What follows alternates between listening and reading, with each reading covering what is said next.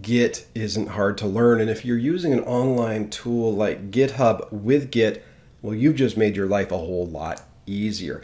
All you need in order to become very competent with this Git and GitHub tooling is a little bit of time. Give me about an hour and I will teach you everything you really need to know about Git and GitHub.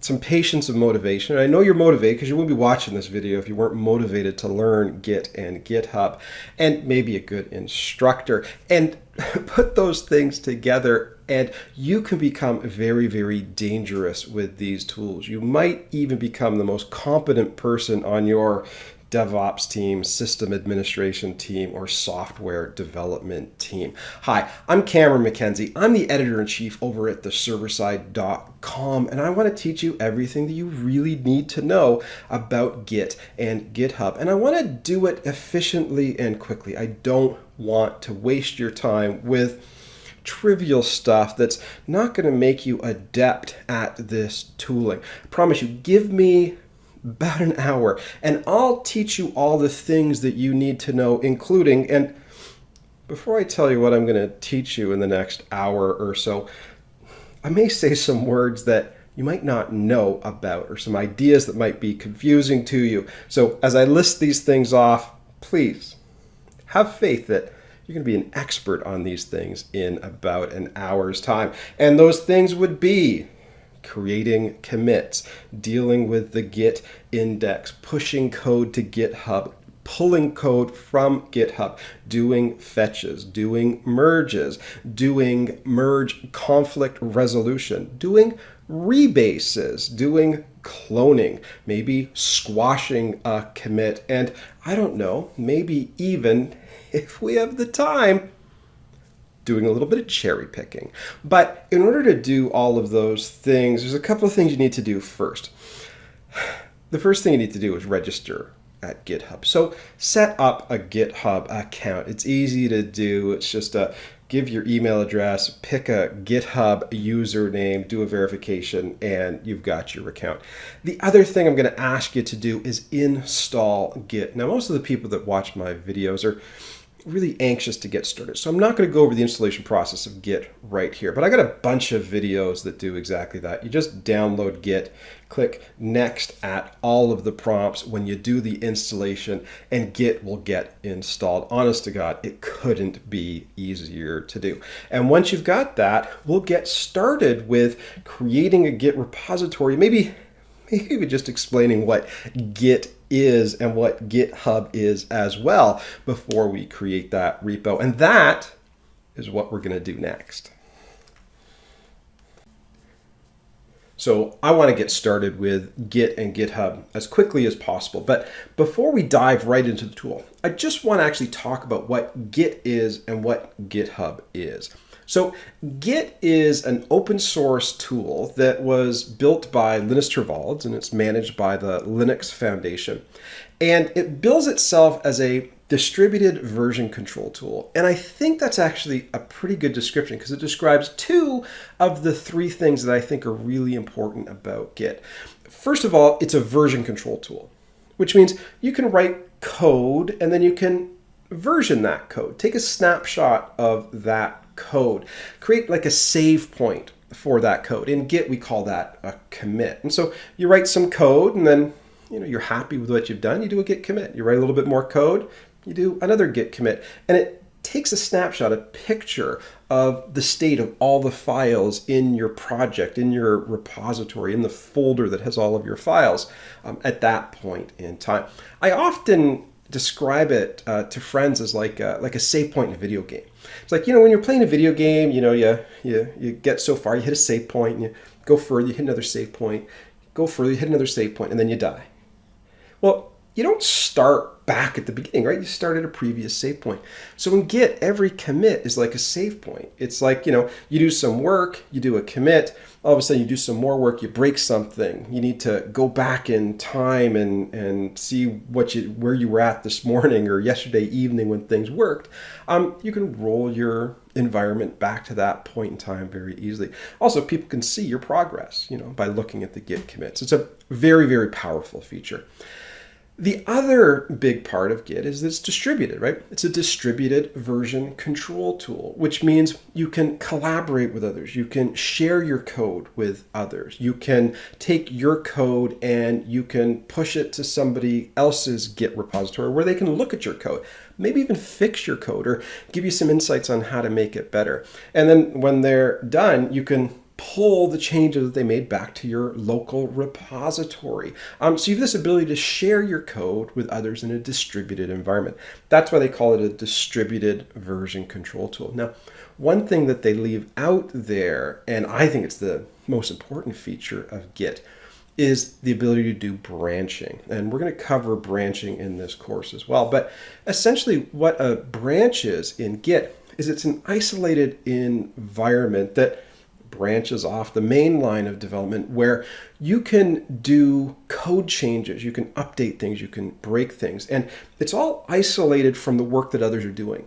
So you can take chances, you can experiment, you can try to do something that's brilliant. And if you do something brilliant, well, you can merge your code back into the main branch or the master branch and show everybody how brilliant you are. And if you mess things up, you can just delete the branch and nobody is the wiser. So it gives you that ability to do isolated development and take chances. That's called branching. And I think that's one of the best features of Git. So that's Git, is a tool that you install, download free, open source, does all of these amazing things. So what is GitHub? Well, one challenge with Git is actually sharing code with others. It's you can do it, but sharing your Git repo with the Git repo of somebody else on the network can be challenging. So what some brilliant people did was they took Git and they put it on a server and they connected it to the internet, put it in the cloud, and said to people, we're going to make it easy for you to connect to our Git repo and share code with others. We'll just sort of be like a central repo for you. So a bunch of people just put Git, that open source tool, on a server in the cloud and made it easy for people to connect to it and share code. So really GitHub is just Git running on a server somewhere. And, making some of the things in Git just a little bit easier to do. Now, by the way, GitHub was sold to Microsoft for $9 billion a little while ago. So taking open source software, putting on a server somewhere and making it easy for people to use, it's a very good business model. Now, GitHub does more than just allow you to have a Git repository in the cloud. There's a bunch of things that Git doesn't do out of the box. Git doesn't have any security built in. Why would they? It's not part of the product. It's not part of their goal. But if you're an enterprise, you want to control who can see your code. So GitHub provides authentication services. No one can see a private repo unless they log in and authenticate themselves. GitHub also provides features like workflow. So if you change some code, you push it to the server, and you want that to go into the main branch, you want that to go into deployment, well, you can set up workflows through things called pull requests that, make sure that, maybe someone on senior on the team sees your code before it goes into that main or master branch and gets pushed out into the world. So there's workflows associated with it. GitHub keeps metrics for you. GitHub allows you to do things like forking of your code. There's even like a follow aspect in GitHub. So it almost has a social media aspect to it. GitHub will actually do hosting for you. They'll do free hosting and allow you to build blogs using Jekyll. So GitHub isn't just Git in the cloud. They provide a whole bunch of other services built around Git. But fundamentally, they're just making Git easier to use. It is Git in the cloud. Okay, now with that baseline and that differentiation between what Git is and what GitHub is, we now need to go into GitHub and create a repository, which is exactly what we're going to do next. So if you want to work with Git and GitHub, the first thing you got to do is create a Git repository. You can create it in GitHub, you can create it on your local machine, but you need a Git repository somewhere, which begs the question, what's a Git repository? Well, a Git repository, typically you have a Git repository for every project that you're working on. And the Git repository maintains that history of commits. Every time you take a snapshot of your code, every time you do a commit, that Git repository will keep and maintain that history of commits. So it's very important, right? Because that's the essence of Git. It's one of its primary functions. The Git repository will also keep track of branches that you might create locally. So it can keep track of all the little experiments that you're doing with your code and the state of your code in each of those different branches that you've created. It will also keep track of all the remote repositories that you're connecting to. So if you've got a Git repository on your local machine, it knows where GitHub is and it knows how to connect to your GitHub account and pull code from GitHub and push code back to GitHub. And then that repo also has a bunch of configuration information about your repository as well, about your environment. So bottom line, if you want to work with Git, you need a Git repository. So how do you create a Git repository? Well, I always suggest if you're using GitHub, go to your landing page in GitHub, go to your home folder, and you might see this beautiful green button here to create a new repository. You could click that. Over here, you can also see there's that plus icon, the drop-down list, and there's a bunch of options to create a new repository there. Whichever one you want, just choose it. I'm going to click New Repository right there, and it's going to ask me a few questions, not too many. It's going to say, what's the repository name? And I'll call it my project, right? Because I like to project positivity as much as I can. It's going to be a public repository. I always like to just add a single README file just to put something in there. It's just a text file that goes into your repository, but it's just nice to put something in there. And then as you can see, there's other options like Git ignores, which we will actually ignore right now. Choose a license if you want. If you want to share your code with other people to see it, you can put an Apache license in there if you want. And then just click the beautiful green button and say create repository, and boom, that repository gets created. So there you go. Pat yourself on the back. You've just created a brand new Git repository in GitHub. So what's next? Well, one of the things you could actually do in GitHub is add files. So watch this. I'm going to click add file right here, create a new file. I'm going to call this file, I don't know, alpha.txt, and I'll type in hello world because it's sort of required to type in hello world. And I'll click commit changes. It'll ask me for a commit message, and I'll type in, hey, this is my first commit. Click commit changes, and boom, there you go. You've got a file in your repository, and you even created a commit. Git's now maintaining a history of all these commits. And if you want, you can always go in and add another file if you want. Just get crazy here, right? So there's bravo.txt, right? And we'll say, hello, Bravo world. I don't know, put whatever you want in there. And I'm just creating txt files right now. I'll give it the name second commit. But Git can maintain anything. You can take HTML files, Java files, Python files, JavaScript files, HTML files, CSS files. Any file you want a version, Git can manage for you. I like using txt files just because it's simple to use, right? So now I've got two files. I've got a little bit of a history. How do I know I've got a history? Well, look at that history link in the right-hand corner there. I can click on history right now. Then you can actually see GitHub is already keeping track of my commit history. You can see an initial commit. You can see a first commit. You can see a second commit. So, you get that idea that Git will track your files. It'll maintain a history of commits for you. Okay. Now, if you're working with GitHub, you're probably not going to write your code on the server. You're probably going to write all of that code locally on your file system. And so how do you do that? Well, how do you get the code from GitHub down to your local machine? Well, the first thing you need to do is go to your Git repository. So my Git repository is called my project.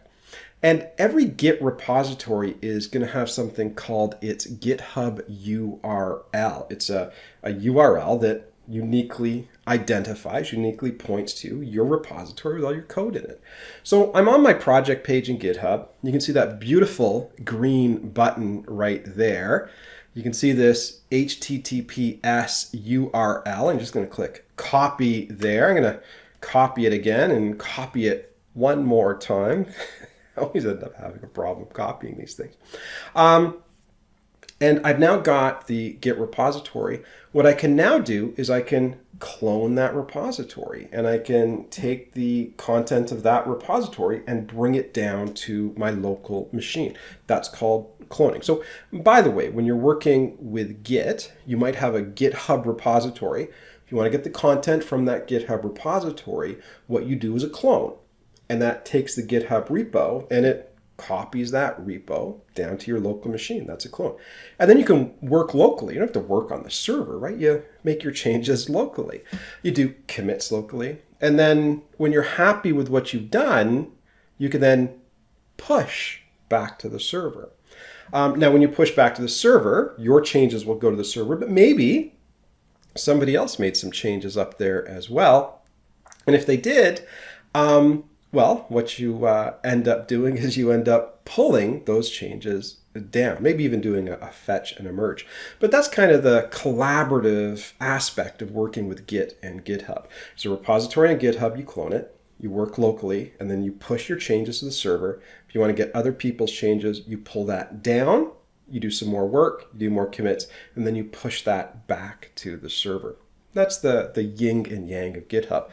So I want to take this and I want to bring that down to my local machine. So again, copying that GitHub URL and then coming down to my local machine, I'm going to go and create a new folder called _repos in Windows. And you can see that, boom, right there. There's that _repos folder. And inside that _repos folder, I'm going to right click and I'm going to select Open Git Bash here. Now, you might be wondering, where did that open git bash here command come in? If you've installed Git, and that's the two things I asked you to do earlier, register for GitHub, get a GitHub account, and install Git. If you've installed Git, you'll have that option when you right-click on any open space, any white space in a folder. So I'm going to open up Git bash, open Git bash here, and I'm going to do git -- version. Okay, so Git is definitely installed. And then from here, I'm going to say git clone. I'm going to paste in that GitHub URL. So I'm going to clone that remote GitHub repository. So let's give this a try. Click enter, git clone, and boom, notice over on the right-hand side, we have a new folder called My Project. So it's cloned all of that down. I'm going to close this window and I'm going to double click on My Project here. Look at that. Alpha and Bravo and README, all of those files are now on my local file system. So I've cloned that repository. Now, what do I do at this point in time? Well, what do you want to do? I can go in and I can create a new file. So I'm going to say, hey, I'll just right click on this folder, say I want to create a new text document, and I'll call it charlie.txt. So boom, charlie.txt has been created here. Now what I want to do is I want to open up git bash. If I actually type in something called git status, it'll actually say, hey, you know what? There's a new file on your file system. And it's untracked. Untracked means you haven't told Git to include this file in your repository. You haven't told Git that this is a file that you want Git to pay attention to.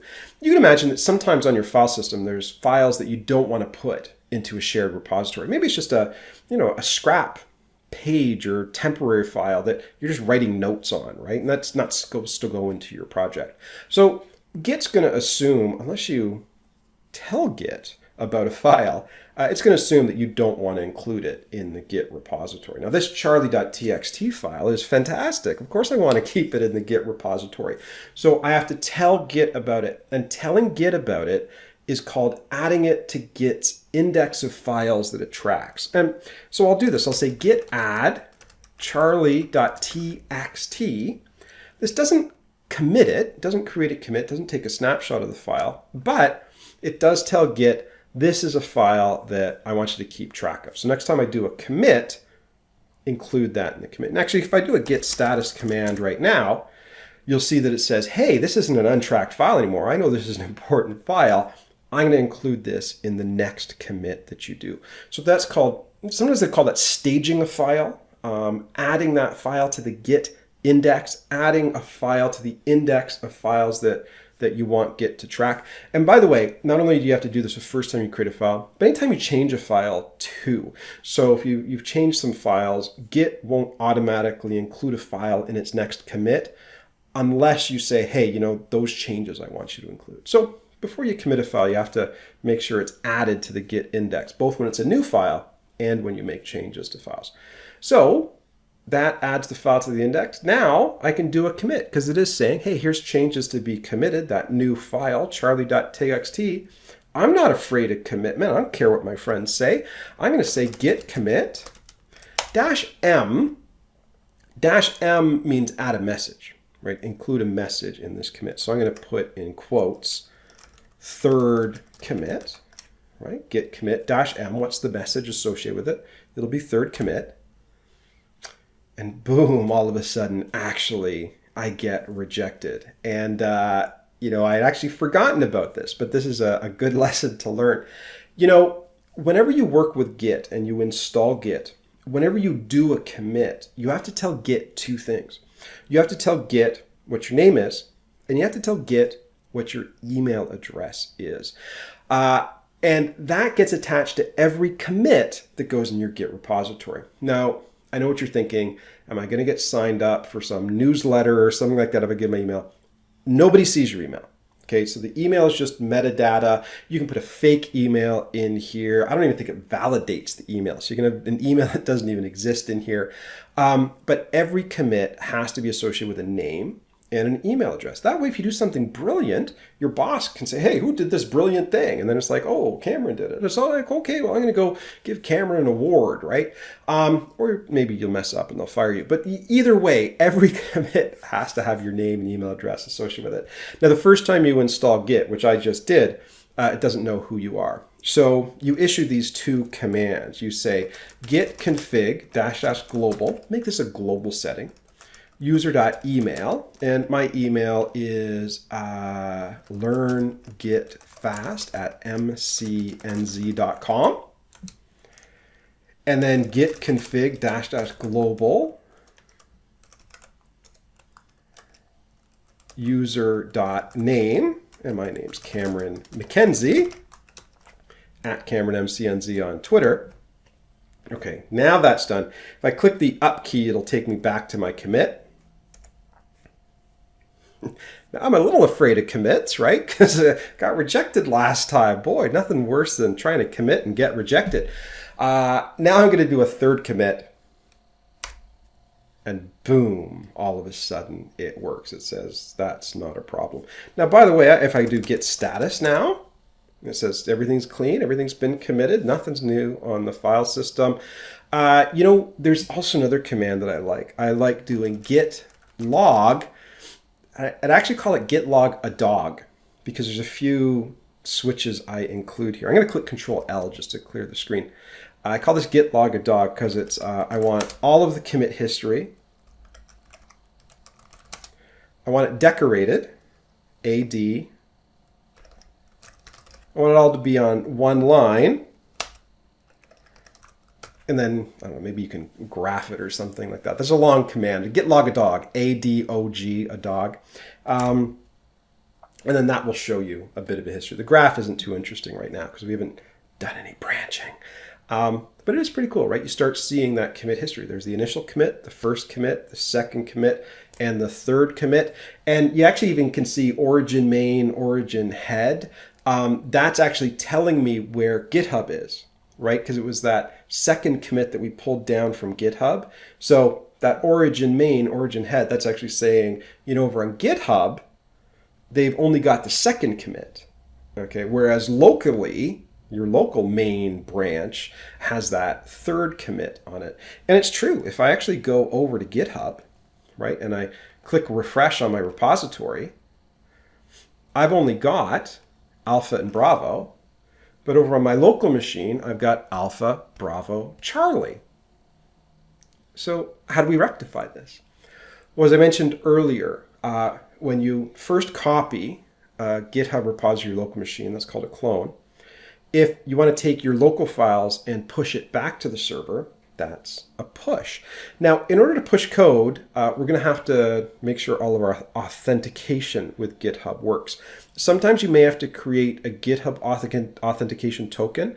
I've got some tutorials online that show you how to do that. Some organizations do SSH. I've got tutorials online that show you how to do that. Hopefully on Windows, it will take my browser authentication and authenticate me using OAuth when I try and push my changes to the server. But that's exactly what I'm going to try and do right now. So I'm going to say git push. And you actually only have to say git push, but you'll see some people saying origin. Origin's just the name of the remote server that you initially cloned from. And you can actually change the name origin to GitHub, where I could say git push GitHub, which might make more sense, but convention is just origin. But I'm going to do a git push origin here. Let's see what happens. It's going to bark and it's going to say, whoa, whoa, whoa, do I know you? And I'm like, yeah, you know me. I'm learning Git fast, so I'll sign in with my browser. It'll think about it, it'll say, hey, do you want to authorize this strange program? And I'm like, yeah, it's not that strange. No stranger than me. So it says, okay, authentication's fine. Come over here. It says, you know what? I think we're going to push some files to the server, resolving deltas. I love it when deltas are resolved. Now I come to my server, and hey, look, over on my local machine, I've got Alpha Bravo Charlie, but I've only got Alpha Bravo on GitHub. It didn't work. Something's broke. I'm just joking you. I got to refresh over here. As soon as I do refresh, boom, you see charlie.txt up on the server. So we've cloned and brought the repository down locally. We've done changes and done commits locally. Then we pushed them back to the server. Now, imagine somebody else on the team goes and pushes something to the server, creates something on the server. Maybe, we got Alpha Bravo Charlie, maybe they create a file called devo, are we not men, .txt. So let's simulate that. Maybe up on GitHub, I'm going to create another file up here. I'm going to create a new file. I'm going to call it devo.txt. Are we not, can I say, are we not men? Are we not devs? That's gender neutral. Now I'll do this commit. Now what are we up to? Is this the third, fourth commit? Commits all over the place here. Boom, we've now got our fourth commit on the server. Where's Devo? It's not there. Panic. Just refresh. There it is, devo.txt. So now we've got that file up there on the server, but the problem is we no longer have the file on our local machine, right? Alpha Bravo Charlie locally, Alpha Bravo Charlie Devo on the server. So how do you get files from the server down to your local machine? You might think clone, but you only do clone the first time, right? After that, Control L clears the screen. After a clone, every subsequent time you either do a git pull or a git fetch. I'm going to do a git pull here. And keep your eye on the prize. Over on the right-hand side, we do see that uncontrollable urge right there, devo.txt. That was one of their songs, Freedom of Choice. There we go, first album I ever bought. And now we've got the files on our local machine up on the server. I'm going to create another file here. I'll do, touch echo.txt. Touch will actually just create a new file if it doesn't already exist. So you can see there's echo.txt on my local file system. I can say git add dot. Git add dot instead of giving the name of the file explicitly, git add dot says, add any file on my local file system that is in this directory or subdirectory that has changed, add that to the Git index, changed or is new. So git add dot is a little cheat there. And now I can do a commit, git commit -m. What is this, the 5th commit? I'm losing track here of all the different commits. So git commit 5th commit. Okay, now we've got the 5th commit here. We don't have the 5th commit on the server. I think we know how to resolve that, right? We've only got Devo up here, but we've got echo over here. This is easy, right? It's just git push. The latest versions of Git shouldn't have to say git push origin. So I'm just going to say git push and let's see if it works. Looks like it worked. It resolved all of my deltas. And boom, there we go, echo.txt. Now, I did mention that, if somebody makes a change on the server, in order to bring it down to your local machine, you do a pull or a fetch. A pull will actually take the files from the server and then actually copy them right to your actual workspace, or working tree, I think is what they call it. But bring it into your folder so you can see it. Sometimes you want to get the changes and get updated about the changes on the server, but maybe you don't want to actually have them go onto your local file system because maybe that'll mess things up. Maybe you're in the middle of something. So if you want your local repository to be updated about all of the changes that have happened on the server, but not actually bring them into your local repo, you can do a fetch. That brings the changes down, information about the changes down. And then after that, you can then do a git merge and merge the fetch into your file system. Let me show you that. So up on the server here, I'm going to create a new file. I'm going to call it fred.txt. Open this up. Oh, no, I didn't do that right. It's over here. Add a file, create a new file. Fred.txt. Hello, Fred. Commit those changes. What are we at, the 6th? Commit, Revenge of the 6th. There we go. We've got our 6th commit there. There's fred.txt. Now I just want to show you the concept of a merge. Push and pull is fine, but sometimes people are interested in the merge. So right now I could just say git pull, and it would pull fred.txt down. Alternatively, I could do this. I could say, hey, git fetch all the changes from the remote server. It'll say, okay, we'll bring down the changes. We'll let your local repository know about the changes, but we won't merge them into your local file system, right? So you can see Fred is up there on the server, but Fred is not down here on my local file system. Although information about the update is actually in my local Git repository. Get used to that term. The local Git repository is what is on your file system. And then the Git repository on GitHub is often referred to as the remote repo. Okay, so that file, fred.txt, is down locally, but it's not on my file system. I can just do git merge. So I can just say git merge origin. And boom, all of a sudden, we now see fred.txt down on my file system. Now, by the way, yeah, I think that's all pretty good. I mentioned the git commit. I mentioned the git add. Yeah, I think that is a pretty wild overview of how Git works. Now, one thing I was going to mention is, sometimes you might make a change to a file. So I've got this file here, hello Fred. I love the Flintstones. So I'll save that file. At this point in time, now I've got a file on my file system that's changed. Even if I do git status, you'll see that, so modified.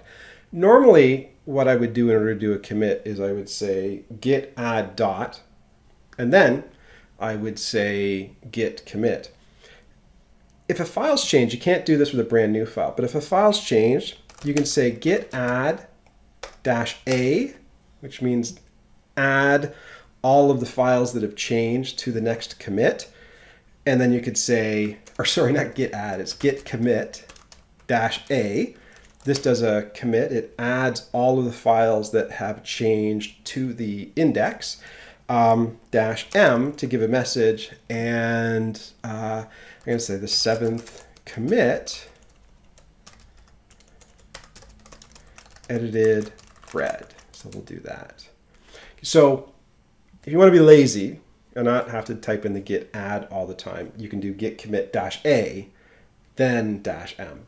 -a means take all of the files that have changed and add them to the staging index and then do the commit. Just a little bit of a shortcut there. If I do a git status, tells us that we're on main, nothing's new. Let's see if I can do a git log of a dog. There we go, git log a dog.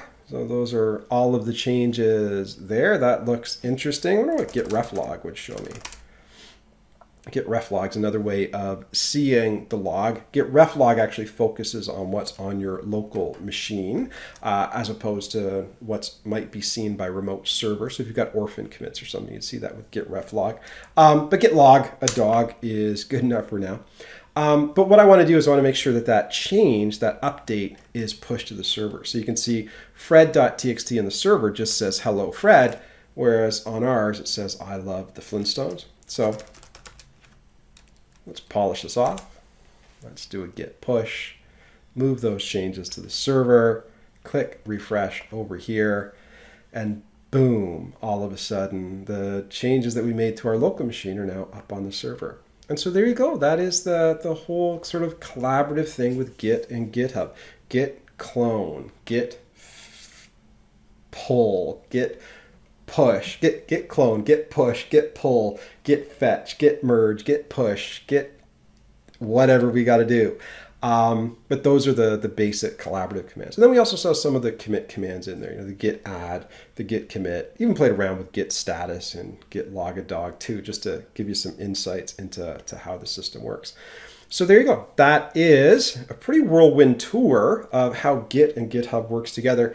The next thing I want to talk to you about is just doing some important Git operations on your local file system, like maybe being detached from GitHub a little bit and just looking at how you can do things like resets and reverts and do commits and manage your commit history. All important things that you need to know if you want to be a power user with Git and GitHub. And we'll do that next.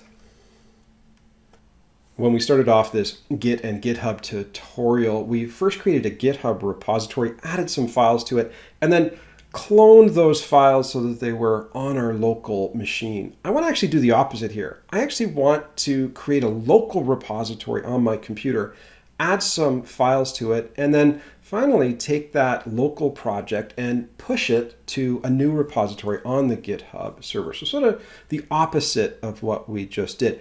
And in so doing, we're going to explore a variety of new commands, the first of which is git init. So the git init command will initialize a new repository. We're going to create a new folder. That folder is going to represent the root of the project that we're building. We're then going to say git init.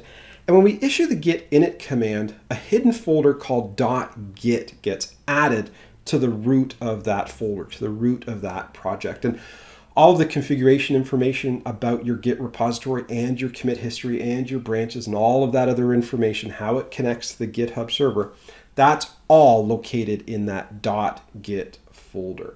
Now, we're not going to worry too much about that folder because that's some of the plumbing there. We don't usually get our hands dirty with that. We stick with the porcelain commands. But before we get into the Git porcelain commands, we first need to add a file to that folder. Now, in these commands, I'm going to use touchalpha.txt. That just creates a new file named alpha.txt, just a fun command. And by the way, the touch command will actually change the timestamp of a file if it exists. If it doesn't, it creates a new one. So just an easy way to represent the idea that I'm going to create a new file. But if I say touchalpha.txt, that'll add a new file to the root of my project. Now, as we know, just adding a file to a folder that's managed by Git doesn't necessarily tell Git to track that file. We have to actually add that file to Git's staging index, the list of files that Git is going to track, the list of files that Git is going to include in the next commit, in the next snapshot that it takes. So we issue the git add alpha.txt command, and that will add alpha.txt to the Git index. That doesn't add it to a commit yet. We haven't done a commit yet. We're just saying, I want this file included in the next Git commit. So what do we do next? Well, why not do a Git commit? Git commit-m first commit. That creates a new commit in that .git folder, in that project's Git commit history. In that commit, it's a snapshot of alpha.txt at this point in time. And you also notice that as that commit happens, the Git index gets cleared out. After a commit, the Git index is clear of files. So what do we want to do next? Well, we're going to create Bravo. Touch bravo.txt. That adds Bravo to the file system.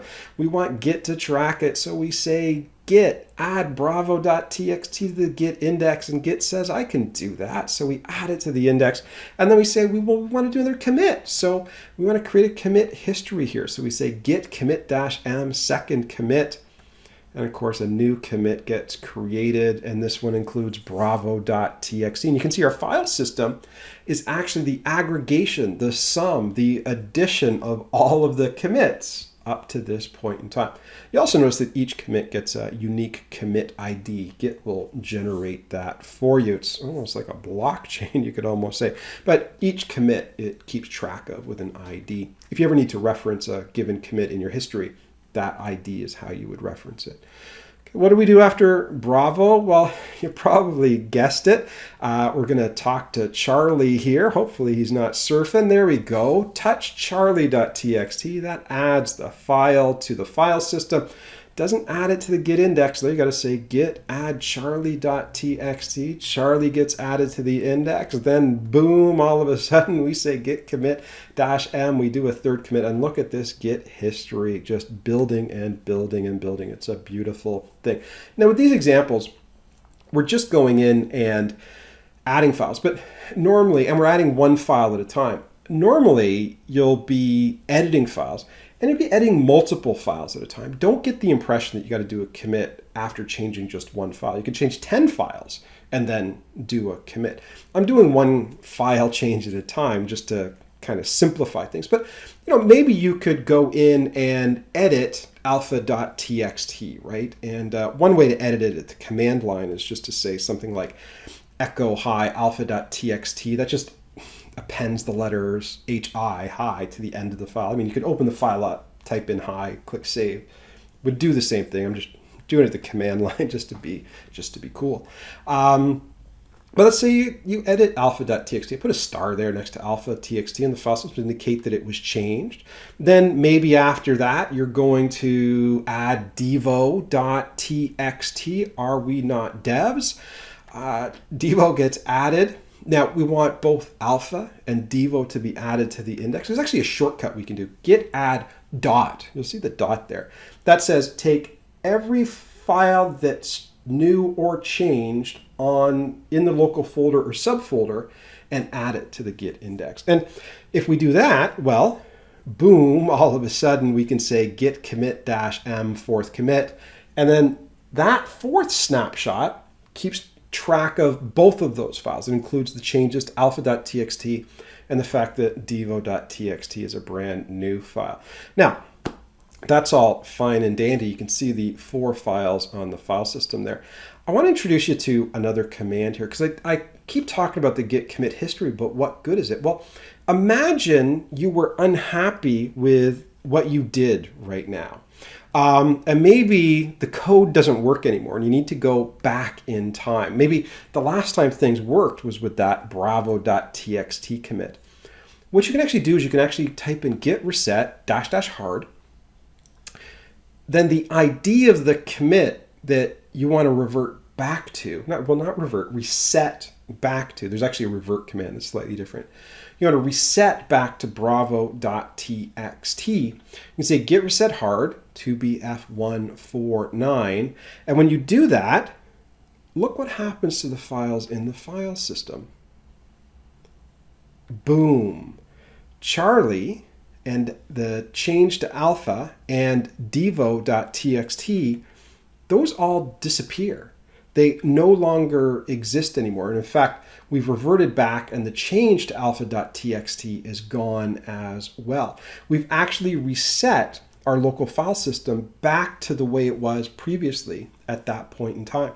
And so that's one of the cool things that we can do with Git. Not only can we maintain this Git commit history, but we can actually roll back our workstation, roll back our files, roll back to a previous commit in our commit history, and then start over again. And then from here, we could start changing files and doing new commits and rewriting that history.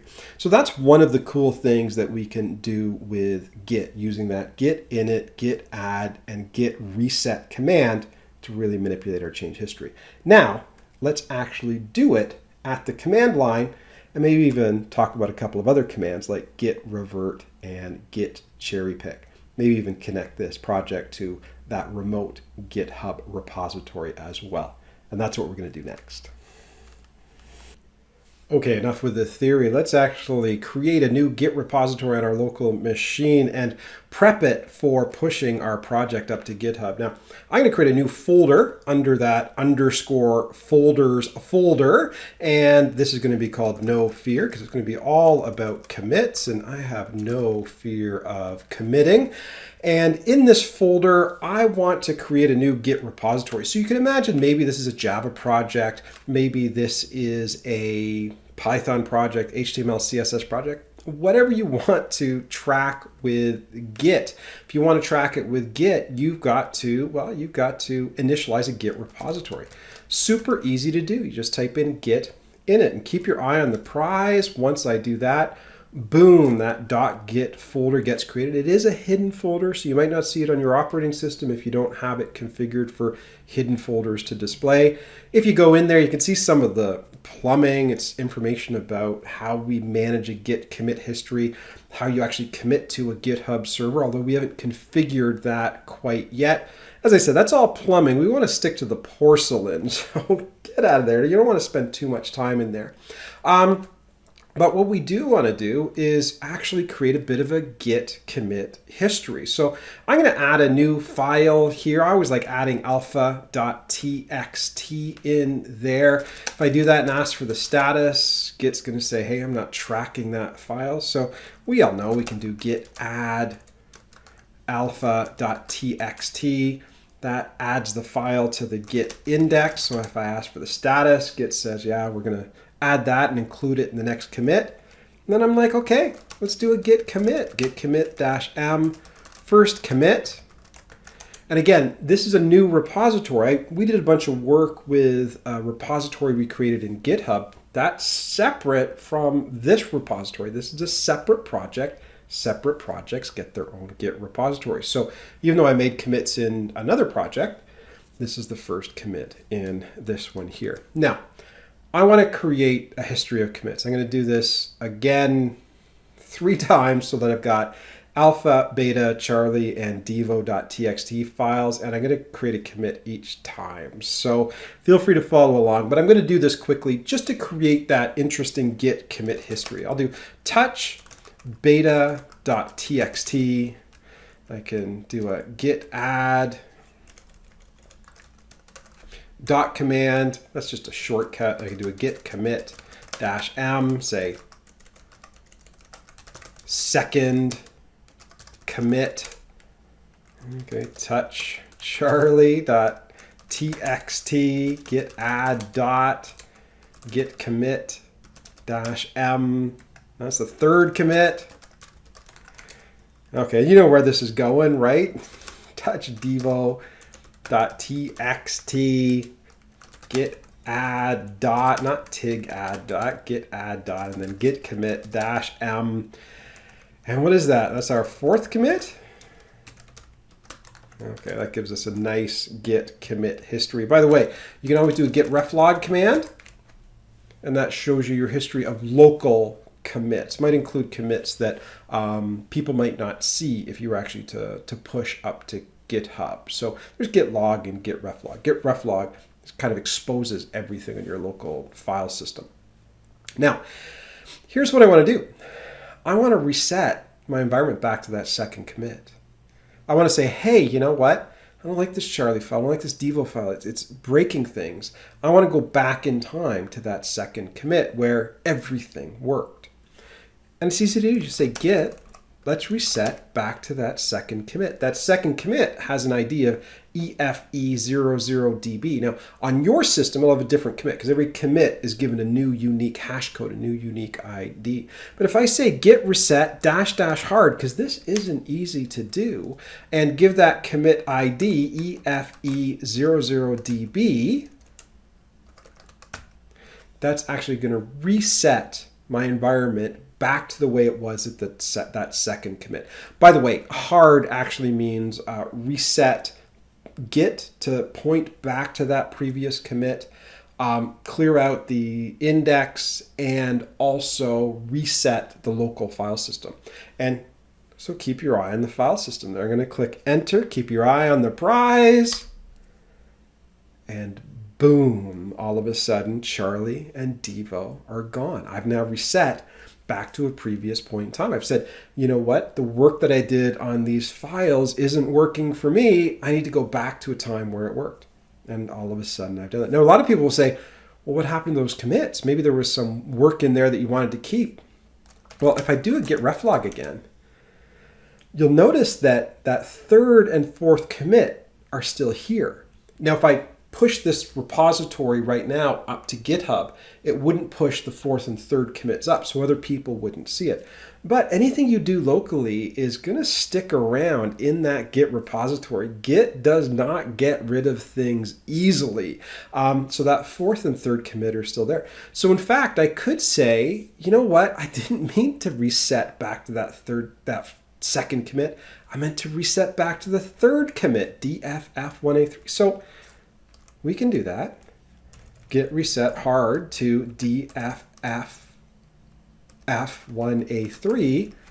Keep your eye on the prize. Boom, Charlie.txt comes back again, because we're now saying, no, it was the third commit I wanted to reset to. Who knows, you may have just total regrets and say, I don't want to do that at all. I want to go back to that fourth commit, and you can do it. Git reset --hard. And the fourth commit was D5DC300, and boom, there we are, back to where we started from. But you can see how Git, when you create a rich Git commit history, Git gives you that ability to sort of move through time, go back to a previous state in your repository, maybe start off from there when things worked, or maybe if you regret that decision, go forward in time again. It's incredibly powerful, and that's what we talk about. That's what we mean when we talk about how Git is a version control tool. It allows us to keep that commit history and maybe even go back and revisit previous commits. Now, that's reset. There's a command that people often confuse with reset called revert. I'm going to do a git reflog right here. Now, what a revert does is a revert will surgically remove the things that happened in a particular commit.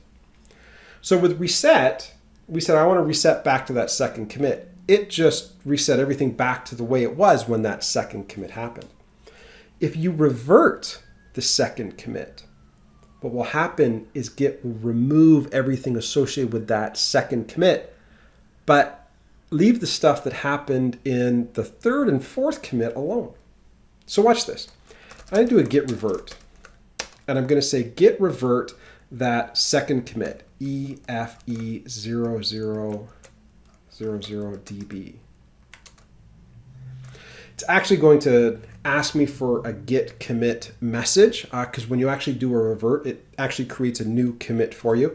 This actually takes me into the VI editor or Vim editor, which can be confusing for many people. By the way, if you can configure Git to be configured with Notepad++ when you install it, I recommend that. From here to get out, I just do colon and then Q. I could update the commit, but that's good enough for me. Colon Q gets me out of there.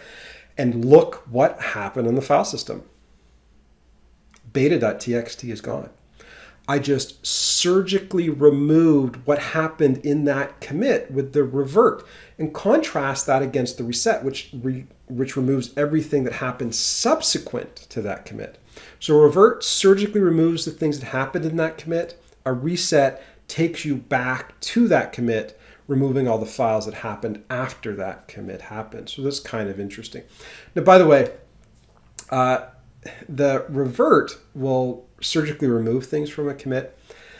There's actually a command called cherry pick, and cherry pick will bring in all of the things that happened on a commit. So a cherry pick is actually the opposite of a revert. Cherry pick's often used across branches, which we're going to talk about next, but you can also use it here. So you saw that we reverted ef00db. Let's do a git cherry pick and cherry pick efe00db. Is it cherry pick? I always forget the spelling of it. Is it cherry pick? That's right. P-I-C-K. Cherry pick, and boom, now we reverted the revert? No. We cherry picked that commit, that second commit, which was reverted, and we brought it back into our environment. So there you go. That is creating a Git commit history. That's the git init command to create your Git repository. That shows you how the git reset command works. It shows you how the git revert command works and the difference between git revert and git reset. And it also shows you that git cherry pick command. A little introduction, but we're going to see more of that later. Now, by the way, I've got this local project on my file system. I want to push this local project to the remote GitHub server. How do you do that? Well, first of all, I'm going to create a new repository in Git. So I'm going to come over to Git. I'm going to say I'm going to create a new repository here. I'm going to call it No More Fear. And I'm just giving it a slightly different name from the project, just so you don't have the, if I called it No Fear, you might think, oh, does it need the same name as the folder? And it doesn't. I'm just going to create this repository.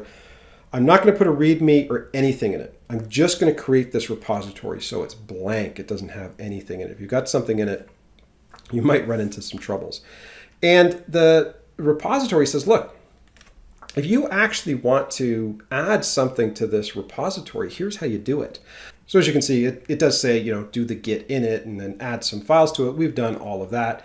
Then it says do the git branch -m main, and that's just going to rename that master branch to main, so that your local repository and the remote server is consistent and the same. So I say git branch -m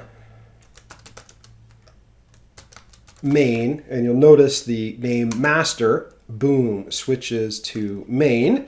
And then we want to actually say, hey, let's tell our local repository about that remote branch. So we'll say git, let's add a remote branch to this repository, not a remote branch, but a remote repository, remote reference, actually, I think is the term. And the reference is going to be https://github.com/learn-git-fast/no-more-fear.git. I'm going to just look at that. I could have copied it in. But you're basically saying to your local repository, I want you to be able to push and pull to this remote repository on GitHub. I want this project to be associated with that remote GitHub repository. So we add that, git remote add. That all looks good. Oh, what did we do? Git remote add origin.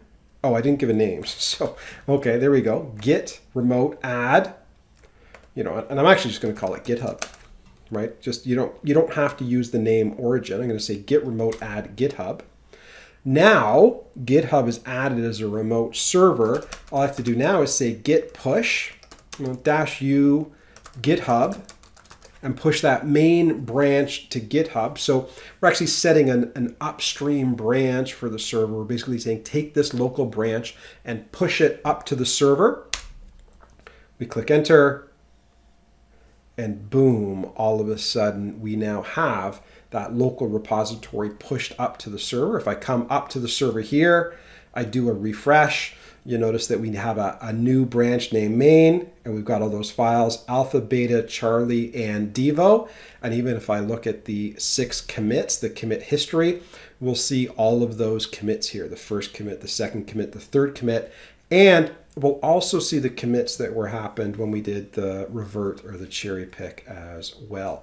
So there you go. That's how easy it is to work with your local Git commit history, create a new local repository, reset, revert, cherry pick, and even take your local repository and push your local project up to a remote GitHub server. It's all super easy. Now, the next thing we're going to take a look at is some of my favorite stuff about Git, which is working with branches. That's what we're going to do next. So the next thing on our agenda is branching with Git. Branching gives developers the ability to break away from the main branch or the master branch and create an isolated development environment for themselves where they can create files, update files, change things, delete things, take chances and experiment and, maybe come up with something brilliant. And if they fail, they can just delete the branch and nobody is the wiser. Now, branches are a mildly complicated concept. So Darcy DeClute, her book, Scrum Master Certification Guide, is behind me right there. She put together some visuals for me here to help us visualize how branches work. Now, just imagine you do that git init command. You create a brand new repository. You start off with the main branch or the master branch. And, well, initially there's nothing there. So, I don't know, what do? You add a file. You can do the git touch, you can do the touch alpha.txt and git add, then do a git commit like we did on the previous examples. And then after you do the git commit, you've got your first git commit and you've got a file alpha.txt in that main branch, right? That all makes sense. Now, let's just say somebody wanted to experiment a little bit. They didn't want to mess up the main branch. But at the same time, they kind of want to take the files on the main branch and play around with them a little bit, break things, be courageous. So what a developer can do is a developer can create a new branch and then switch onto that new branch. So here's one command, git switch -c dev. That says create a new branch called dev and then switch onto that branch. So the user can issue that command that creates a new branch called dev. Now, initially, main and dev are exactly the same when that new branch is created. Both dev and main at this point in time are pointing at the same commit, right? You just said, hey, there's a commit there, I like it. I want to experiment with it a little bit. Create a new branch off that commit point, okay? And so that new branch is created. But when the branch is created, the main and dev are pointing at the same thing. But then, you can add a new file to dev. So touch bravo.python. You can see bravo.py now gets created in this dev branch. It's not on the main branch. And you can do a git commit, make it your second commit. Now, the dev branch has 2 files in it. The main branch only has 1. And in fact, you could go ahead and then maybe even create another file, create charlie.python, add it to the git index, then do your git commit, your third commit.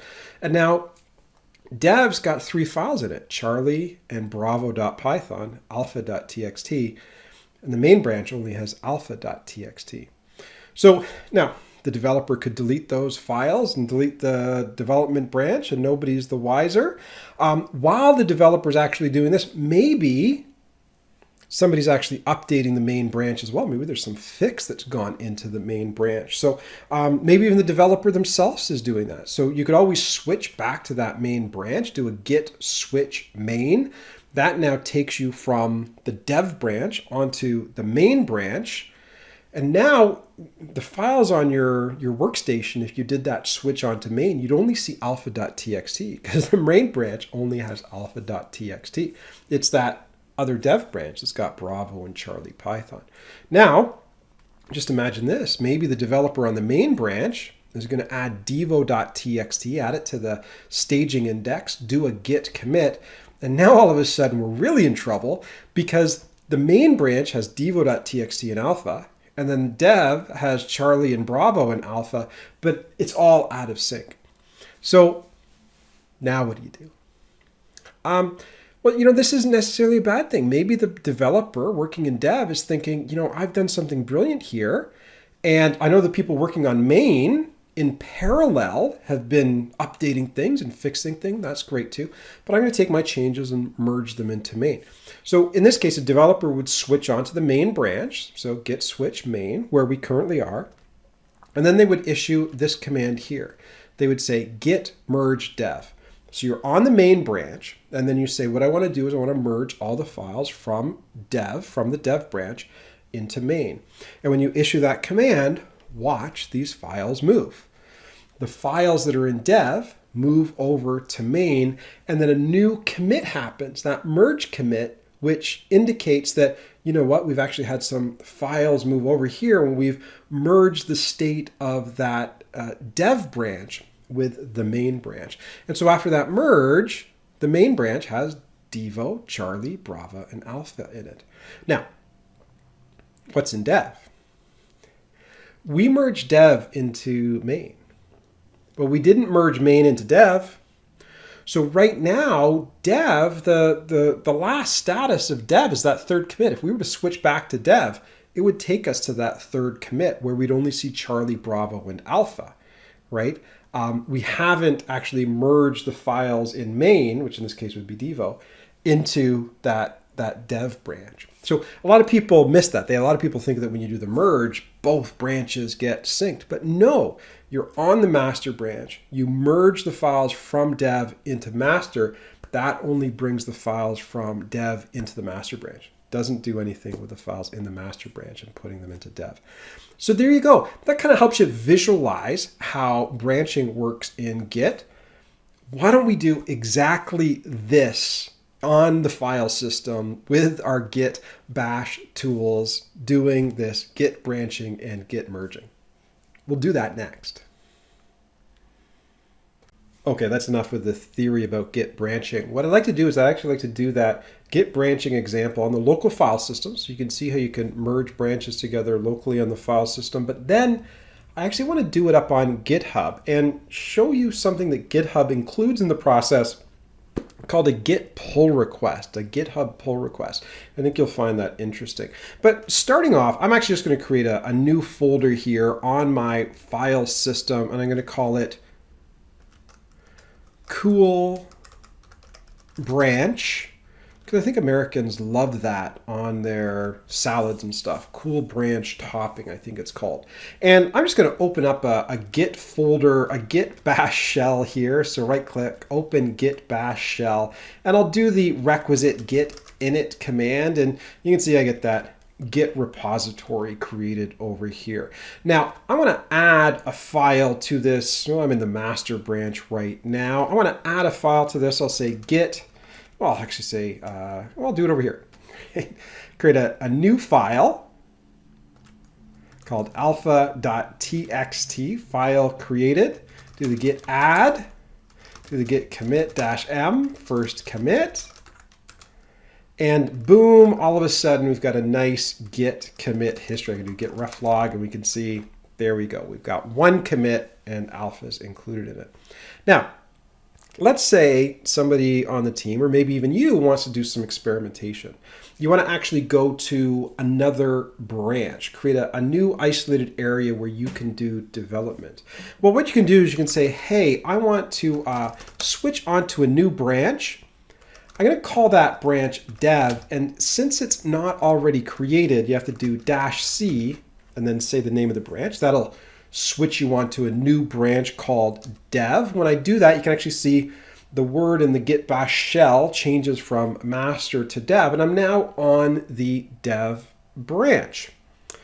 Now, what do we want to do here? Well, I'm going to create a new file. Create a new file. I'll call it bravo.txt. Do the standard git add dot git commit -m, second commit. Okay, now all of a sudden we're creating a rich commit history. But look at this. Right now I'm on dev. Imagine I did this git switch master. What do you think would happen if I switched onto the master branch right now? Boom, Bravo goes away, right? Because Bravo is only on the dev branch. It's not on the master branch, right? So I could actually be on the master branch here and create a new file. I'm going to create a new file, and in this case, I'm going to call it devo.txt just to be consistent with the PowerPoint presentation I did before. I haven't created Charlie yet. But I can say git add dot. I can say git commit -m, and I'll call it the devo commit. So now on the master branch, I've got alpha and devo, but now I'm going to switch, git switch, head over to that dev branch.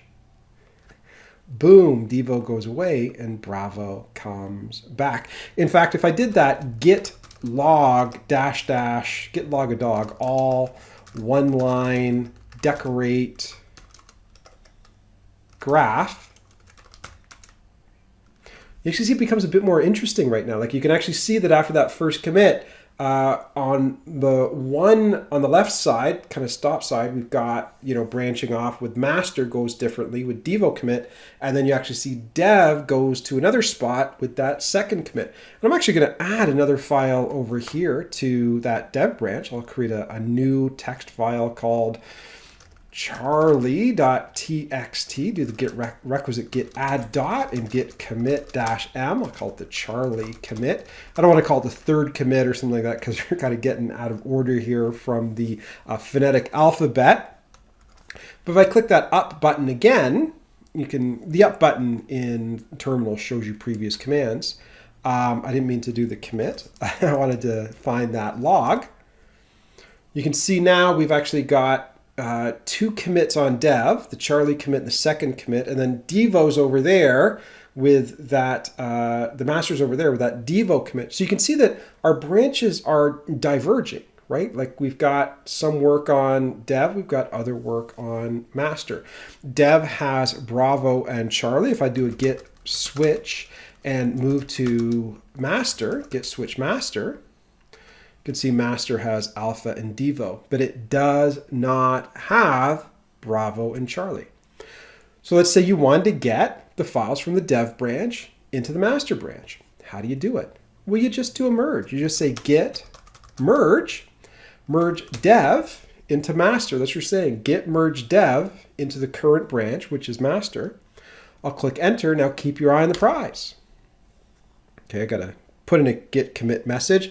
I'll take the default, which means just typing in colon and then Q to get out of there. And boom, all of a sudden on the right-hand side, we now have alpha, Bravo, Charlie, and devo. All the files from the dev branch have been merged into that master branch. But don't be fooled. If I actually do a git switch onto the dev branch, the files from master have not been merged into dev, right? They are not at the same point. We merged dev into master. We never merged master into dev, which we could do if we want. We could say git merge master. And now that dev branch is the same as master and the master branch is the same as dev. And for that matter, we could actually go and take a look at the git log, and you actually kind of see here now dev and master are all merged into the same common place. We've still got that branching of the history where it kind of diverges and goes out, but we've got to a place where dev and master are exactly the same. And so there you go. That's how easy it is to create branches, create divergent branches, and then merge the files from those branches together all at the command line. Now, when we do it with GitHub, it's a little different. Merging in GitHub is a bit different from Git. We'll actually use a pull request. So when we want to pull the changes from dev into the main or master branch, we'll do a pull request. And if the pull request succeeds, we'll actually then do a merge, which is exactly what we're going to do next. More often than not, you're going to be creating branches and merging branches on your local file system, either through Git Bash, Git GUI, maybe an IDE like Eclipse or Visual Studio Code. However, you can create branches on GitHub. And, if you're actually going to be merging code into the main branch or the master branch and you're working on a team, there's actually probably going to be somebody who oversees all merges into that main or master branch, because quite often anything that goes into that main or master branch might be involved in continuous deployment. You may have a product build that goes out and gets deployed right into production when a merge to master happens. So we actually have the ability to incorporate that in a workflow in GitHub, which is called a pull request, where you have some code you want to merge into the main or master branch. You actually make a request for that to happen, and then somebody oversees it, makes sure that it all works, and then merges it in. That's exactly what I'd like to show you right here. So I'm going to create a brand new repository. I'm going to call it Olives, because I believe that, well, we should always offer olive branches to people to be public. And I'm just going to put that requisite README file in it. I'm just going to create that repository, and I'm going to add one single file to it. And I'm just going to add our good old alpha.txt file in there. So we've now got one file and one commit in our repository. Maybe we made a commit when we created the repository as well, but you get the point. So we've got one branch called main, and that one branch called main has one file in it called alpha.txt plus the README. So what I'm going to do is I'm going to go over and open up the same repository in a different window. So this is the same repository, just two browsers here. But in the second window, I'm going to type in dev to create a dev branch. And notice that I've got this link here. Do you want to create a branch dev from main? I'll say yes. And at this point in time, dev and main are exactly the same. They're pointing to the same commit, so they're completely in sync. But as soon as I come over here and create a new file, like bravo.txt, I got to type that in there, bravo.txt, boom, all of a sudden, I now have a dev branch that is out of sync with the main branch. If I come over here and do a refresh on main, you're going to notice that I've only got alpha on main, but I got alpha and bravo on dev. And in fact, I'm even getting a message that's saying to me, hey, dev is actually one commit ahead of main. Might want to catch up on that. But I don't have time for that. I'm doing a lot of development over on this dev branch, so I'm going to add another file. I'm going to add charlie.txt over here. Do the commit. And now that good old dev branch has two files in it that master branch doesn't. And we'll do a refresh over there just to prove that to you, right? I'm even getting messages saying, hey, dev's got some pushes to it that you don't have in the main branch. Now, the main branch can fight back, right? The main branch can go, yeah, well, you've got Bravo and Charlie. I've got Devo. Are we not devs? Commit changes over here. And now it's a complete mess, right? We've got dev on the right-hand side with Bravo and Charlie. We've got main on the left-hand side with Alpha and Devo. Boy, oh boy, how are we going to bring all of these in sync?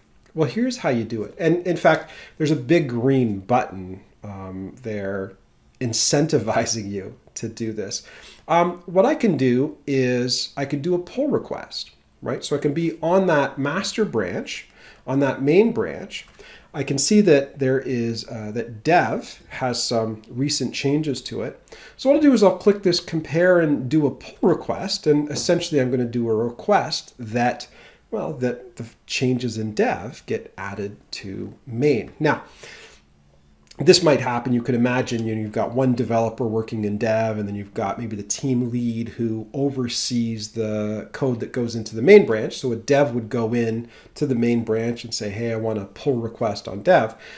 We're doing it all individually as the one sole benevolent dictator for the whole repository, but you get the idea. So we come in here and, you can give a title to the pull request. You could say, hey, merge my dev files into main, right? Whatever you want. The developer creates the pull request. So you now create the pull request, and that pull request is then going to be seen by the team lead the next time they come in, or other people that might have control over that repository.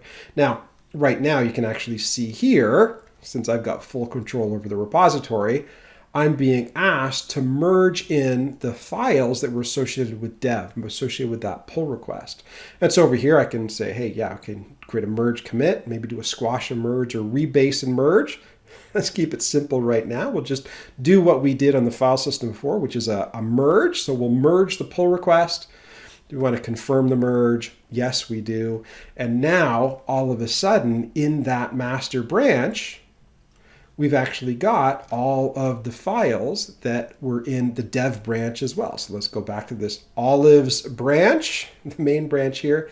And you can see the main branch has alpha, Bravo, Charlie, and Devo. We've now merged all the files from dev into the main branch. But at the same time, let's go and take a look at that dev branch. We never merged main into dev. So dev doesn't have that devo.txt file, right? We merged dev into main. Okay, so now main has all the files from dev, but we never merged main back into dev. So dev doesn't have that devo.txt file. But who knows, maybe you're just going to delete that dev file once everything's merged in, or that dev branch after everything's merged in. You quite often do that with topic branches. There isn't always that need to bring them both in sync. But there you go. That is how you work with branches in Git, both at the command line and online, completely using GitHub with pull requests as well. Now, that's merges. A second ago, we saw the option to squash, and we also saw the option to rebase. Rebase is what I'd like to talk about next. Now, we have become experts at Git branching, GitHub branching, merging branches together, even doing GitHub pull requests and merging branches that way. But, there's a few things people don't like about branches. People don't like having this disjointed history where things branch off. That upsets some people. There's another problem with this sort of merging approach, and it's the fact that we end up with this superfluous merge commit, right? No work happened in that merge commit. No files were changed. No files were added. No files were deleted.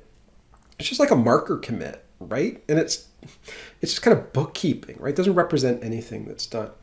So there's an alternative to a merge which achieves the exact same result. Okay, the exact same result of bringing files, say, from dev into main like a merge does. It's not a merge, it's called a rebase. And so it achieves the same result, but it plays around with your history a little bit to give you a linear history and eliminate that superfluous merge commit. So here's how it works. I would go onto the main branch, and previously I would say git merge dev, and that would take the files from dev and merge them onto main. Instead, I would say git rebase dev. And when I say git rebase dev, well, things start to change. So first of all, what ends up happening is we end up going to that very first commit where we created that dev branch. Now, when we actually created the dev branch off main, off that first commit, when we first create the dev branch, main and dev actually are pointing at the same commit. They're both pointing at that first commit. It's not until we do that second commit exclusively on the dev branch where they get out of sync. When we do a rebase and we're on the main branch and we say, let's rebase dev onto main, what we do is we take the commits on that dev branch and we just put them on top of that shared main dev commit that we started out with. So all of a sudden that second commit is no longer part of that exclusive branch of dev. Now it actually just gets put on top of that original first commit. And now main and dev, both for the first commit and the second commit, are the same.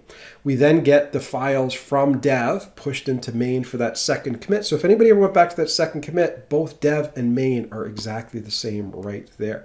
And then that third commit, the same thing happens. We rebase that third commit onto the main branch. So for the first commit, second commit, and third commit, well, main and dev are exactly the same. We don't have any divergent dev branches. And you can see actually the files in main and the files in dev for first, second, and third commit are all the same. As Git is rebasing, you can see that main is getting all the files that it would have got with a merge. Now here's the thing. That third commit remains part of dev. So dev is now pointing at that third commit. So dev still has Charlie, Bravo, and Alpha, which is exactly what it had when we did the merge. But the rebase then takes that fourth commit and it puts that fourth commit on top of the third commit, which was put on top of the second commit, which was put on top of the first commit, which was a commit that was shared both by main and dev. You can now see dev has been rebased onto main. Okay, so main and dev are the same all the way through to that third commit. And in fact, if you looked at the files in dev, you would see that the files in dev are Alpha, Bravo, and Charlie, everything up to that third commit. Now, with the main branch, we've got that fourth commit, and that fourth commit is now stacked on top of that third commit. So it almost looks in history like the first, second, and third commit happened, and the fourth commit happened after that. And it doesn't just look like that. That's what the history is telling you has happened. We've now rebased dev onto main and then taking the commits that happened in main and then put them back on top of dev. We're now given a linear commit history, and that superfluous merge commit is no longer there. So we've solved the problem of the branching and divergent history, and we've got rid of the superfluous commits, all by doing a git rebase instead of a git merge. And one other thing that's worth mentioning, that third commit is where dev points to. Dev is now pointing at that third commit. Okay, it's time to do a git rebase. I'm actually going to do a git rebase on my local file system, and then I'm actually going to do a git rebase on the server that's going to include a push, a pull, creation of a new repository, and a pull request and a rebase as well. So that's going to be wrapping everything up together in a bow. But I'm going to create a new folder right here, and I'm going to call it my rebaser. Okay, and I'm going to go into that rebaser project and open git bash here. Do a git init, and then give me just 1 second. I'm going to create a git history of 2 branches with Alpha, Bravo, where it needs to be merged or rebased together. So just give me 1 minute.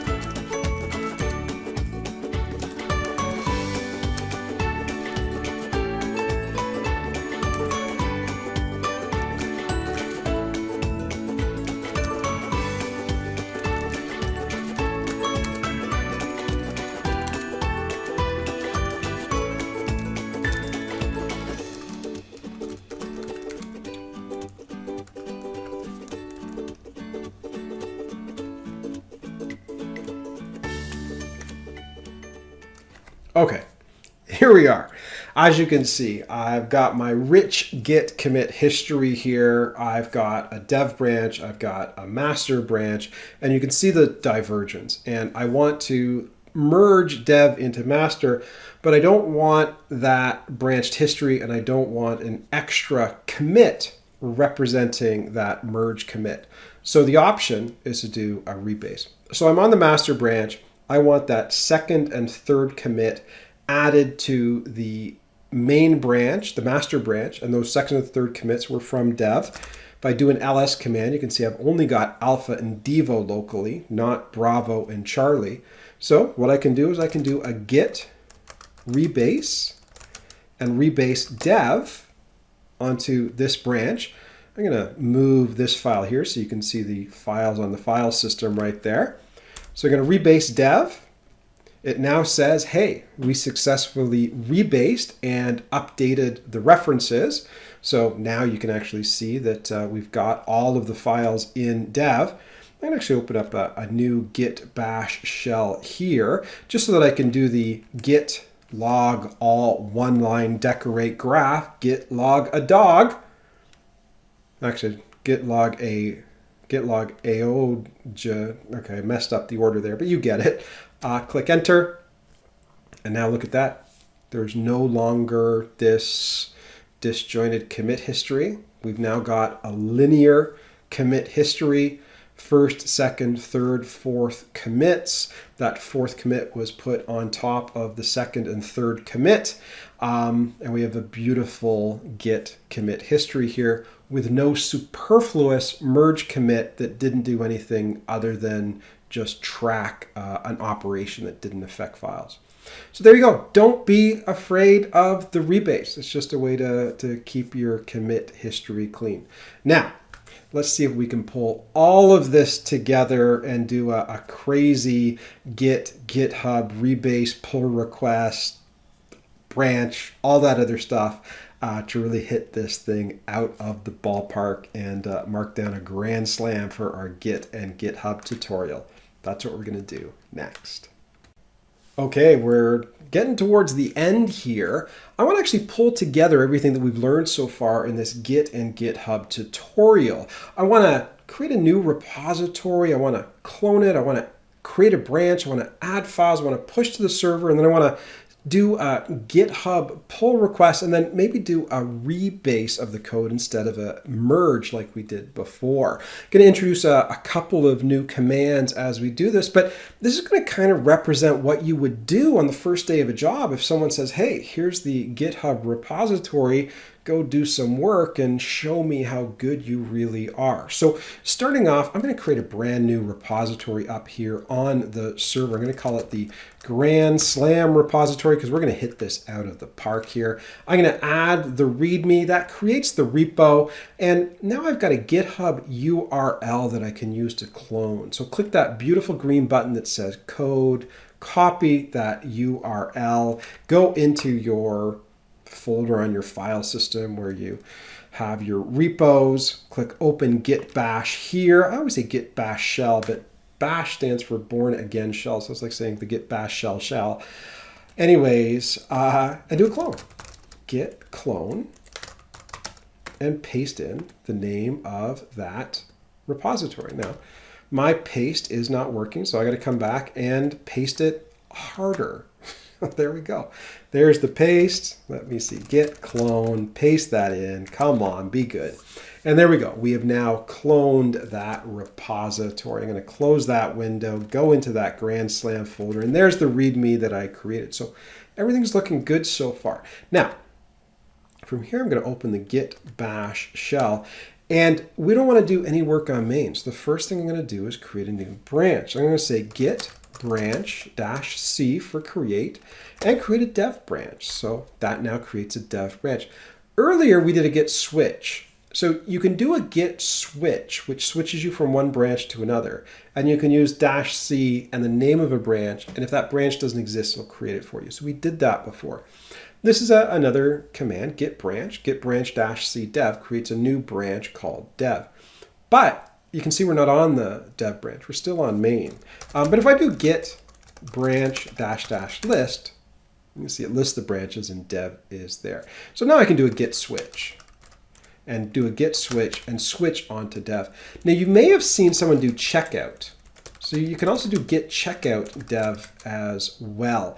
They're kind of deprecating checkout. Checkout has some baggage because in other version control systems, checking stuff out kind of implied locking files and not allowing others to have access to it. We don't have any concepts like locking files in Git. It's purely distributed. So Git checkout dev took me onto the dev branch, but and you'll see a lot of older tutorials using Git checkout. you want to stick with git switch. Now I'm on this dev branch, and what do I want to do? Well, maybe I'll just add some files to this dev branch. So I'll create a new file, a new text document. I don't know, I'll call it index.html. Create an HTML file here for the first time. Yes, do the git add dot, do the git commit -m, and say creating a website. And I don't know, should we add another file? A new file, what do we got? The about.html. We can add that in. I don't know, I'll add a couple of commits in for the same one. So maybe, I don't know, contact.html, simulating a website, right? Okay, there we go. We got a couple of files here. Do a git add dot, git commit -m, more files. And now we've got a rich git commit history on our local machine. Now all of these are in dev. If I do a git switch and go to the main branch, you notice all those files disappear. But if I do the git switch and go onto the dev branch, they all appear once again. Now, here's something I'd like to do. And we haven't done this before. And in fact, probably going to cause a little bit of a problem. What I want to do is I want to push this dev branch up to GitHub.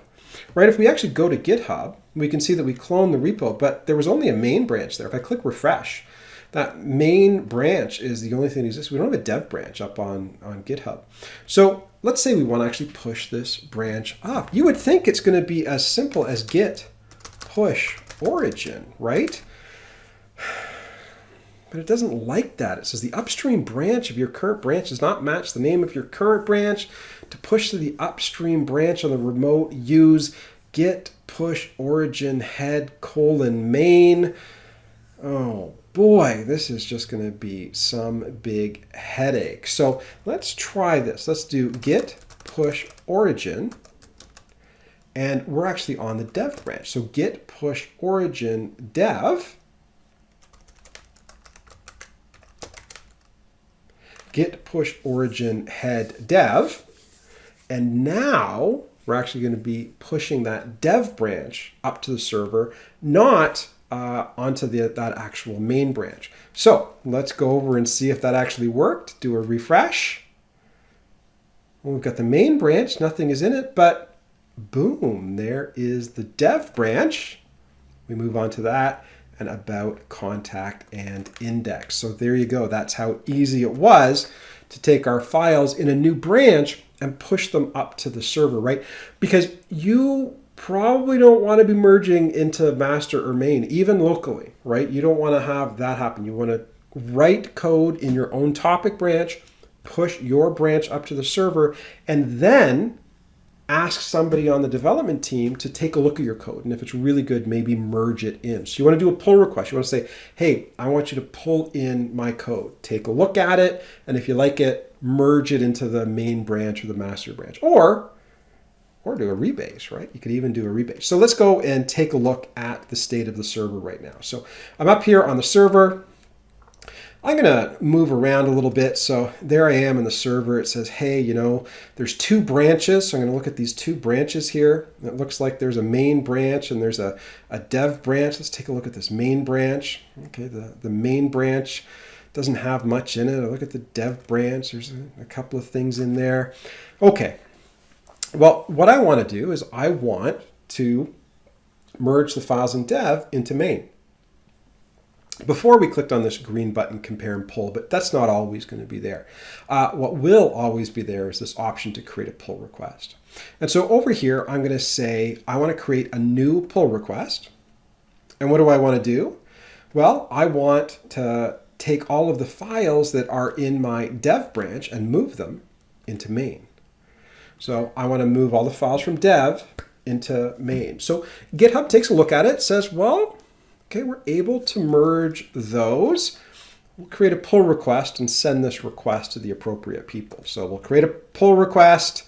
You can add some details there, create that pull request. But essentially you are now saying, as the user, you're saying to the team lead, hey, pull this in. So the idea is the team lead comes in the next day. They go into their GitHub, they start looking at some of their repositories, they go into the Grand Slam repository and they say, oh, look at that, there's a pull request. Okay, now I'm doing all this as the same user, but you could imagine, right? The team lead's going to get a notification that says there's a pull request. They're going to go and take a look at it. So they look at this pull request and they say, okay, there's some files in there. They changed, they added some files, a couple of interesting things in that commit history. You can go in here, take a look at what happened. Then if everything looks good in terms of all of these commits, like creating a website, more files, geez, what happened down there? It looks like you created the about and the contact files. Looks great. This is a great developer. I'm so glad that I hired them. Okay, so now that team lead can come in and say, okay, everything looks good. I'm going to merge those pull requests. But, we've got one of those team leads that doesn't like superfluous commits, and they don't like the branched history. So maybe this team lead is going to say, you know what? Rather than just merging, I'm going to do the rebase and merge. So now the dev says, I want to rebase and merge. Clicks rebase and merge, takes a look, says confirm, rebase and merge. And now, all of a sudden, those files have gone into that main branch, into that master branch. But it was all done using a rebase, not using a merge. So if we now look at main, you can see main's got about, contact, and the index.html file. All of the files from that other branch have now been not merged, but rebased into the main branch. And there you go. That's kind of how Git and GitHub is supposed to work. You have a repository, you clone it, create topic branches where you do isolated work, you do your commits, you push back to the server, you do a pull request, and then hopefully someone senior on the team looks at your changes, likes them, and merges them back into the main or the master branch. And there you go. That is a good overview of how things work when you're working with Git and GitHub. Okay, you can't talk about merging files or rebasing files without also talking about the possibility that you'll get a merge conflict. A merge conflict happens when a file is in two separate branches and people are working on it at the same time. And you try and merge those branches together and Git's like, I don't know how to fix that. Like two people wrote code at the same time in the same file in two different branches. You want me to figure it out? It's like, not going to do it. So let me show you how to create a merge conflict and also to fix one. So I'm going to create a new folder and I'll call this piece because we want piece. And in this folder, I'll create a new repository. So I'll open up my Git bash shell here, say git init, and touch alpha.html, git add git commit -m first commit. And there we go. We've now got one file in our repository and it's named alpha.txt. Now let's say I go over to the branch called dev. So git switch -c dev to go onto the dev branch, and I go in here and I look at this alpha file and I say, hey, you know what? I'm actually going to edit this file. And I'm going to say, welcome to my awesome website. Okay, no problem, right? Git add, git commit -m, awesome edit. Okay, so we've got that commit, right? Now let's go back to main, git switch main. Git switch master. Okay, now I'm on the master branch. Now from the master branch, I'm going to go and open up alpha.html. And of course, on the master branch, we haven't made any edits to alpha.html. Right? So they were made on the other branch. Or maybe someone will come in here and say, hey, this is a great and fabulous website. And now they've changed this file in this branch. So on the dev branch, it says this is an awesome website. In the main branch, it says this is a great and fabulous website. So I come in here, I say git add dot, git commit -m, fabulous. Okay, and now maybe I want to merge everything together. I'm going to do a git log -- one line -- decorate -- graph -- all. Okay, so you can see we've now got 2 commits. It's branched out. I'm on the master branch. Let's merge dev in. So git merge dev. Let's bring dev in. And let's see what happens. Merge conflict in alpha.html. Automatic merge failed. Fix the conflicts and then commit the results. And you can see it now says master : merging. Like even the git bash shell is telling us that things don't look good. So what do? Well, we have to go in and fix it. So I got to go in and find that file. I'm going to edit it. And you can see Git's telling me, hey, this is what was in dev. And that's what's in the current branch, which is the master branch. So I don't know how to fix it. Fix it. 2 people worked on the same file at the same time, right? I don't know what, is it fabulous? Is it awesome? Is it great? I don't know. Just fix the darn thing, right? And don't have people working on the same file in different branches at the same time. Like, get your team lead to figure things out. So, I mean, you just got to come in here. I mean, this is code. This is a real mess, right? Because you got to worry about compilation and stuff. This is a great and fabulous and awesome website, right? So Control S to save the file. Now git add to add the file. Git commit -m. Fixed it up. Now that merge is complete. And if I do the git log one line, you'll now see that those 2 branches have been merged into one with the new updated file based on the fact that, yeah, I had to fix things up because people were working on the same file in separate branches. So that's what a merge conflict is. It's when people work on the same file in separate branches and Git has no idea how to merge them together. How do you fix it? We just got to go into the file and resolve it. Right? Figure it out. Get those 2 people together, put their heads together, and fix the darn thing. Best way to fix a merge conflict is to not have them in the first place. Well, there you go. That's your merge conflict. You can't talk about the git rebase command without talking about squashing commits and taking your git commit history and compressing it a little bit, tidying things up, making it look handsome. You can see I've got a number of files in this repository here, and I've also got a number of commits. And let's say I wanted to squash all of these commits down. So I've only got a history of a couple of commits here. Here's how you do it. You can say git rebase, git rebase -I, do it interactively. And I'm going to put in C8D4DAF. That's the first commit. So I'm going to rebase back down to C8D4DAF. And all of a sudden, this window comes up, and I've got the ability to pick which commits I want to leave alone and which I want to squash. I'm going to leave that second commit, but I'm going to pick that for a squash. And then I'm going to pick that for a squash as well. I'm going to squash the life out of that one. Oh, and Fred is not spared. So now I squash all of those commits. I got to commit this file. So I got to click Escape, Control W to write that file, and then :Q to get rid of it. Now :Q exclamation mark to really commit out of there.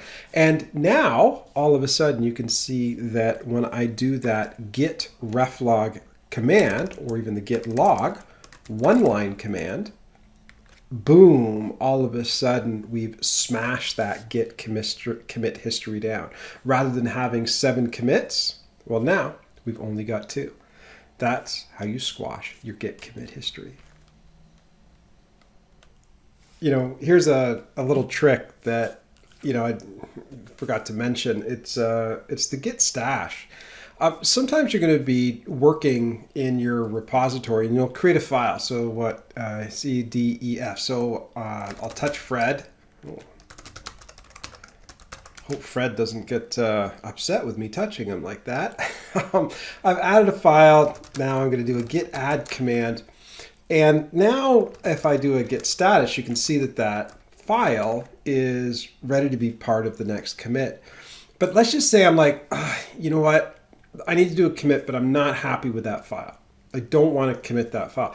But at the same time, I don't want to delete that file because there's good work in it, right? So one of the things you can do is you can stash your changes in Git. I can say, you know what, Git, stash everything that's currently in the index. And they'll say, okay, I'm going to stash it.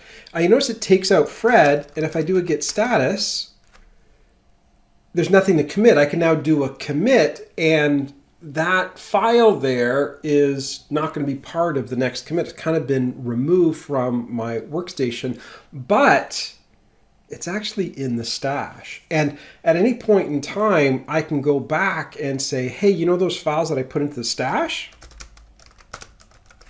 Pop that back onto my workspace. And so I say git stash pop, and look what's going to happen over there. Boom, Fred comes back. If I do a git status, you can see Fred is ready to be staged. If I do a git commit -m and say, hey, Fred, that now gets added to my git commit history. And there you go. That's how the git stash pop works. There's also a git stash apply, which you can use alternatively to git stash pop, but you get the idea. If you got changes that you don't want to delete, but you don't want to make them part of the commit, just do a git stash. And there you go. That is a giant overview of Git and GitHub. And if you were able to pay attention and some of that stuff that we covered in this Git and GitHub tutorial makes sense to you, then, you are becoming very competent and very dangerous with these Git and GitHub tools. Now, of course, there's more to Git and there's more to GitHub, but honestly, I think what we covered here makes you very effective in the world of Git and GitHub. I mean, you can get into GitHub branch protection rules and you can get into GitHub actions. I mean, there's more stuff there, and I don't know what other commands we could cover in Git. I mean, there's smudging and stuff, but we covered a whole heck of a lot of the Git commands that you use on an everyday basis, and even some that you don't use that often. So really, I think this was incredibly thorough. And all you need to do is just get some time behind the wheel and start practicing with Git, and you are going to become very competent with this tool. And that's so important because this is the foundation to all DevOps. Now, if you did enjoy that tutorial, why don't you head over to the serverside.com. We got lots of great tutorials over there on Git, GitHub, GitLab, Bitbucket, Scrum, Agile, you name it. Also, why don't you subscribe on the YouTube channel? Because I'm going to be constantly posting more updates.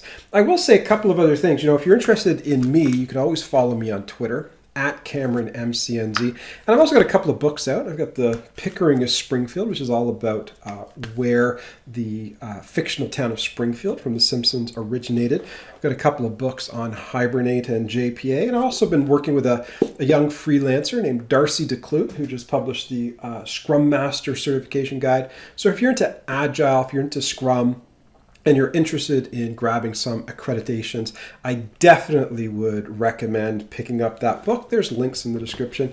And of course, I have my newsletter. So if you want to keep up with the latest in DevOps and software development, even into the AI space as well, sign up for that. In the meantime, enjoy working with Git and, happy GitHub.